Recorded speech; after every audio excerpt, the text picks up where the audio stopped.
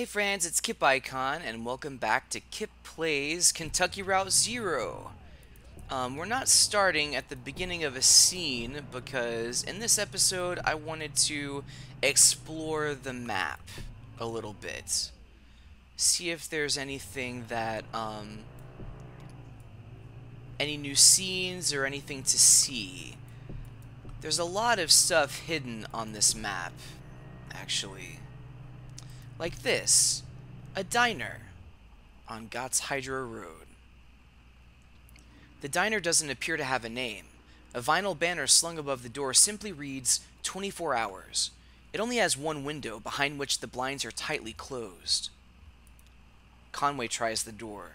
The door swings open easily. A bell rings nearby. The interior of the diner is pitch black. Conway stands in the doorway waiting for his eyes to adjust. A bit of errant light from the nearby highway creeps through the open door, and gradually Conway is able to make out a few figures inside. Two old men in trucker hats sit in a corner booth, with a checkers board set on the table between them. A young woman standing behind the counter in an apron must be a waitress. The cook stares blankly from the kitchen. The door slams shut and the room is dark again. Conway walks in the direction of the counter. He hits his knee on something hard and metallic, winces quietly, and then carefully finds his way to a stool. He places his hand on the counter. Another hand, a young woman's, rests itself on his. She guides his fingers to a laminated menu. Conway closes his eyes, opens them, maybe closes them again, impossible to differentiate. Well, we gotta get a cup of that dang fine coffee, eh? A cup of coffee would do it. Black, oily even, hot, familiar diner coffee. Conway runs his hand down the menu. The surface is uniformly flat and slick with condensation. Wait, really? He feels a warm hand against his cheek and freezes. Her fingers run across the stubble of his chin. He feels like apologizing. She leans forward, and so does he. Dang. Well, if that wasn't some David Lynch, Twin Peaks-esque stuff, I don't know what is.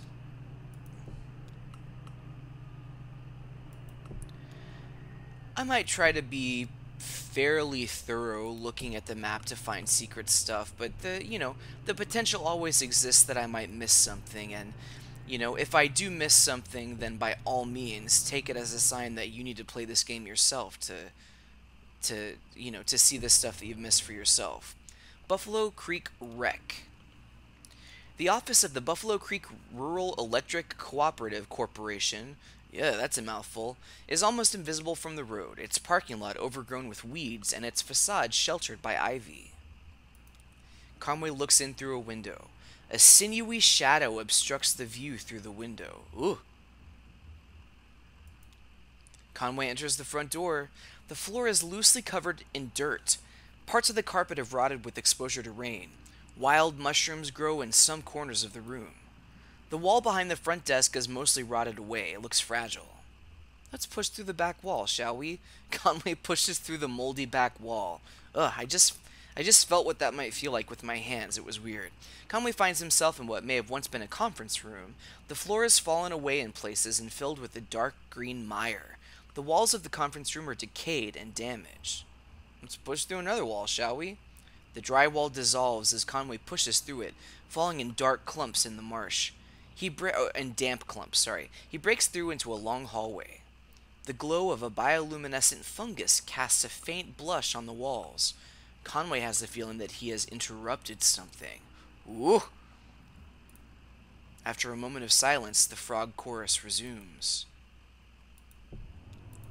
Boy, that was really kind of a creepy experience, friends.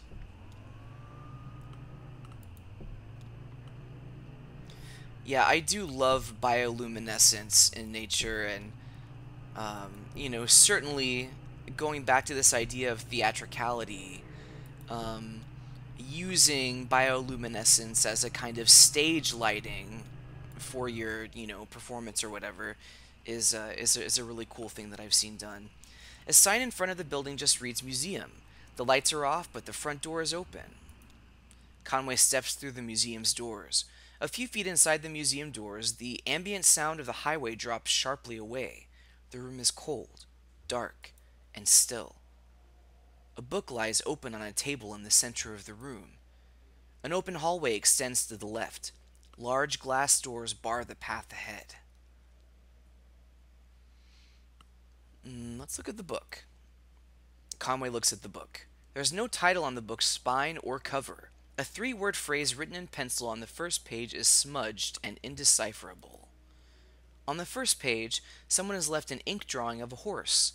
Several dozen blank pages later, at the end of the book, is an elaborate ink drawing of a one-legged man working an antique adding machine surrounded by whiskey bottles. Conway walks to the glass doors. The glass doors won't budge. To apply any more force would likely break them. Force through the doors, I guess. Conway applies more force to the doors. The glass shatters. Somewhere ahead, a light switches on. After a moment, it switches off.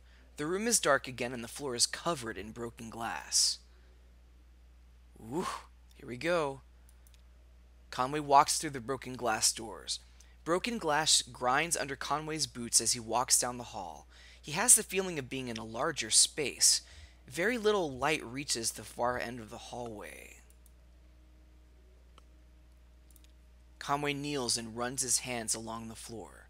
The floor is completely smooth and strangely warm. Conway can feel his breath and sweat condensing on the surface. Conway runs his hands along the walls. The walls are completely smooth and strangely warm. Oh wait, is that what we saw for walls earlier, or did I accidentally click walls twice? So the walls and the floor are completely smooth and strangely warm. Woo! It feels like we're in a much bigger space. Let's return to the entrance, shall we? I think we haven't walked to the hallway yet. Conway walks down the hallway to the left. Conway's steps echo against the hallway's marble floor and arched ceilings. Plexiglass boxes line the walls. The hallway dead ends on a darkened display case. Conway examines the darkened display case. The display case is several yards wide, but just a few feet off the ground. It's unlit, and back in this corner of the darkened museum, very little moonlight creeps in. A gold-plated plaque on the surface of the case is a bit easier to read. It recounts a short history of fowl hunting in the region, and then speculates abruptly about the nature of addiction. The nature of addiction, huh? Conway examines the boxes on the walls. The first box, just a few feet into the hall, contains an assortment of bird wings. Some are missing feathers. One large, brightly colored wing almost glows in the moonlight. Its feathers are intact, but a piece of bone pokes awkwardly out from the tip. What even is this place? A book lies open on a table in the center of the room. We've walked the hallway, we've gone through the glass doors, and we've looked at the book, so we're leaving the museum. A sign in front of the building just reads museum, the lights are off, the front door is open, and we're going to drive away. Huh. A museum, eh? Seems unlike any museum I've ever heard of, right? Church. A singing chorus echoes from within the church. The building is 1 story tall with a pitched roof and a 3-story spire rising from the front. The top section of the spire is made of stained glass. An interior light illuminates the pines in red, green, and blue. A large LED display glows in the parking lot. Light of the Last Great Awakening Baptist Church. Let's listen. Conway stands and listens to the chorus. The muffled chorus drones at a steady volume, repeating the same 2 verses without rest. Conway approaches the church doors. The front doors of the church are modest and worn. They're locked. Conway walks to the rear of the building. A ramp leads up from a few dusty metal trash cans to the church's back door. Conway opens a few of the trash cans and looks in. One has a bit of something leafy and rotten stuck to the bottom of it.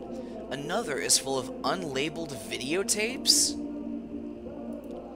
Conway pushes open the back door. He finds himself in a kitchen lit by a buzzing fluorescent ceiling fixture. On the counter are a plate of moldy bread and an empty Dixie cup flecked red around its waxy rim. Yuck! A set of swinging plastic doors on the far wall lead out of the kitchen. Conway pushes open the plastic doors and walks through. Vacant pews sprawl unevenly into the church. A small raised stage lies to Conway's right, bare except for a tape recorder. The tape recorder's power cord runs to an outlet near Conway's feet. Conway unplugs the tape recorder. The singing stops. The lights fail. Dang! Yikes, yikes, yikes. I want to drive away from there as fast as I possibly can. Wow! That was pretty dang evocative, friends. One of the reasons I like pixel art so much is with pixel art you have to, let the audience or let the player interpret what they see. Oh, there's the bait shop. I think that's where we need to go to find Marquez. We'll head back there in just a second. Oh, airplane. Airplane. Two shirtless, shoeless men push a light aircraft along the highway. Occasionally, one or the other slips a bit on the sweating asphalt or stops to pull back his hair.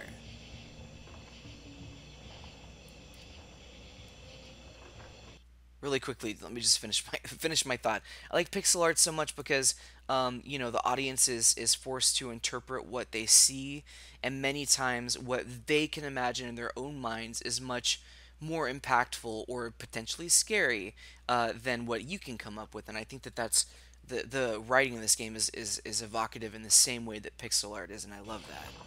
The rubber is almost worn away. Soon these men will be dragging this airplane. The men are nearly broken. Is this some sort of like Sisyphean task happening? I've got to say, of the two characters that we've spoken with, right? So Weaver and the guy at the gas station, I'm forgetting his name at the moment, Donald. Both are in debt, in some way, or their family is in debt. So I'm wondering maybe if these men are in debt and the consequence is them having to endlessly push this plane along. Just a theory, a game theory.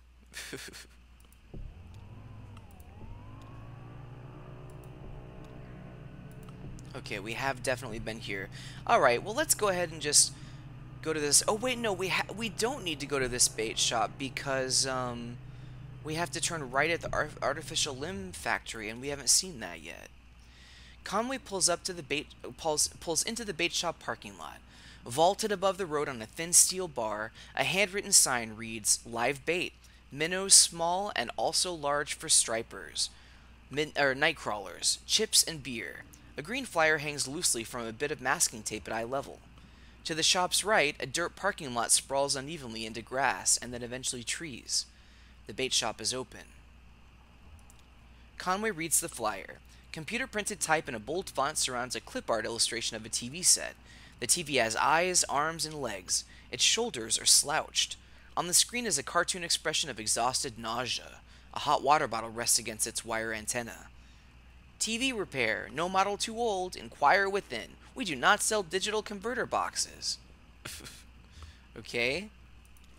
Conway enters the bait shop. Narrow aisles crowded with lures, reels, rods, and snacks divide the shop lengthwise from the entrance to the cashier's counter. The left wall is lined with churning tanks of water. It does kind of sound like a pet store or something. Conway approaches the tanks. The 3 metal tanks aren't labeled, and the water is too agitated to get a clear view of what's inside each one. The contents of the first tank are vaguely gray.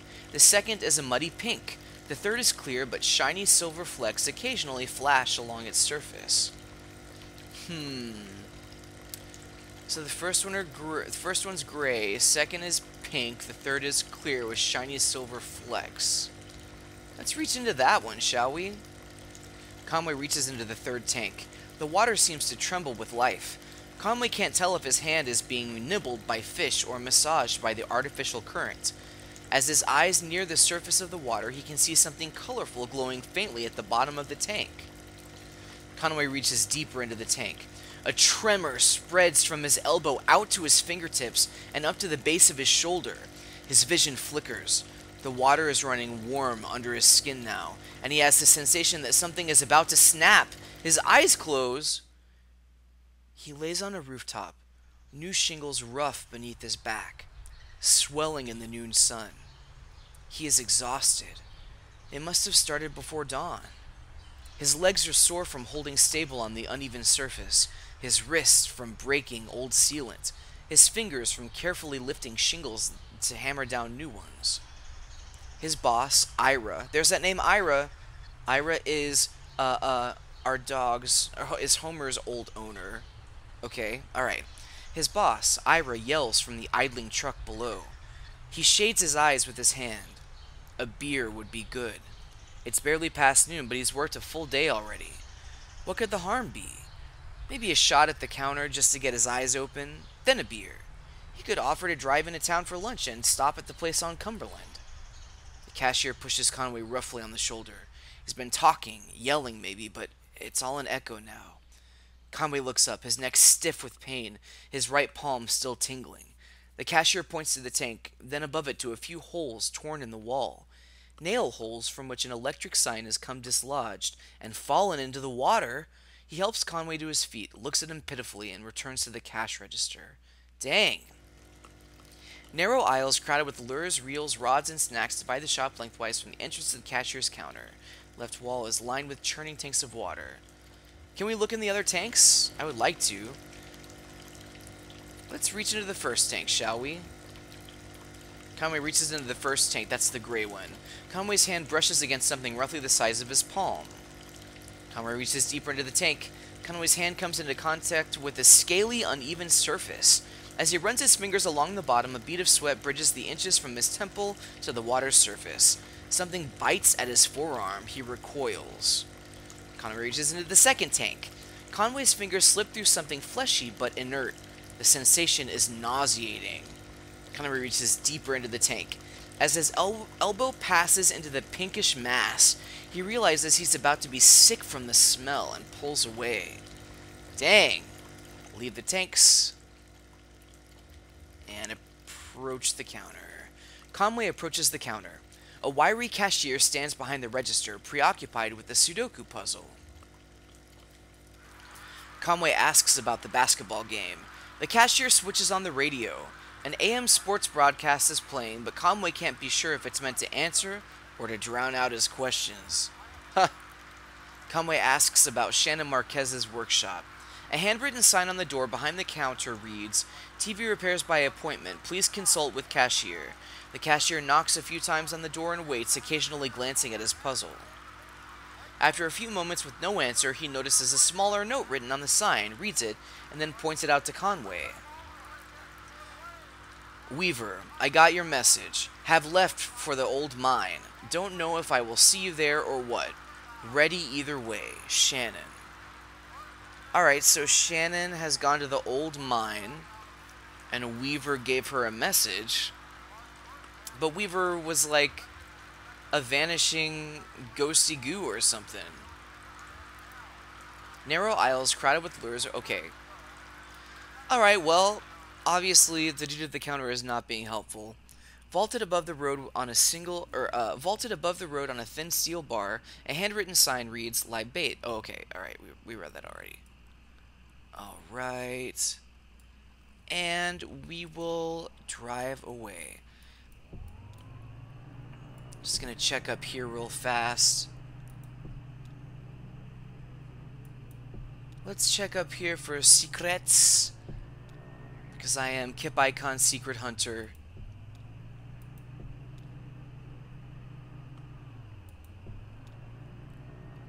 Actually, what happens if we take this main road to the dot dot dots. Oh, nothing happens apparently. Can't go that way.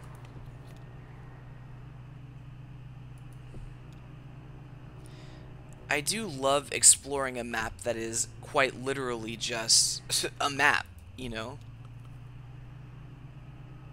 What is that? Oh, factory. Oh, this is the factory we were looking for. The artificial limb factory, right?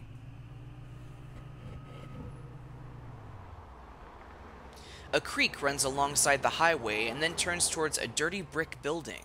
A grinding drone from within the building is faintly audible from the interstate. Floodlights on the lawn illuminate smokestacks. At the edge of the building's parking lot, a large sign, partly obscured by trees, reads, Artificial Limb Factory. So probably like American Artificial Limb Factory? Oh, that's it, huh?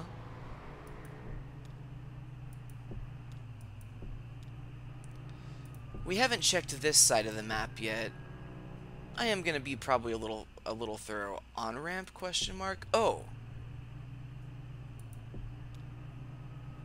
Let's go to that on-ramp in just a second, friends. I love how the soundscape changes whenever you're on the main highway. Dragonflies. The truck jerks towards the shoulder, nearly run off the road by a swarm of dragonflies. Their wings beat briefly in the headlights and disappear into the night. More dragonflies? The dragonflies vary their pace. As the truck approaches, they scatter. After a minute or two, Conway can hear a swelling whine to the southeast. So this way?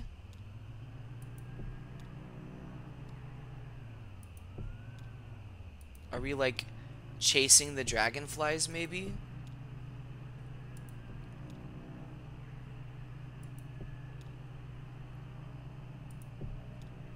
Trying to find that swelling whine that we described. I guess maybe there's nothing to find. That might be, and that's just fine. The great part of all this is it's entirely optional content, you know? I love games that implore you to explore just as much as you're willing to, you know? I suppose I could just take the critical path, but, you know, we would certainly miss out on these wonderful world-building experiences here. The truck pulls up to a house with an intensely bright porch light. A cloud of dragonflies swells around the light, darting, hovering, turning at right angles. There are no lights on in the house. A stencil on the mailbox reads 2880 Beaker Boulevard, and below, written in marker, "No solicitors. I work for long hours and retire early." Well then, let's not solicit him, shall we? Did you hear that? I'm hearing things, maybe, friends. Yeah, I keep hearing what sounds maybe like a radio playing something, potentially. Well, in the next episode of Kip Plays Kentucky Route Zero, we're going to find out what's happening in Act 1, Scene 3 at the Elkhorn Valley. ...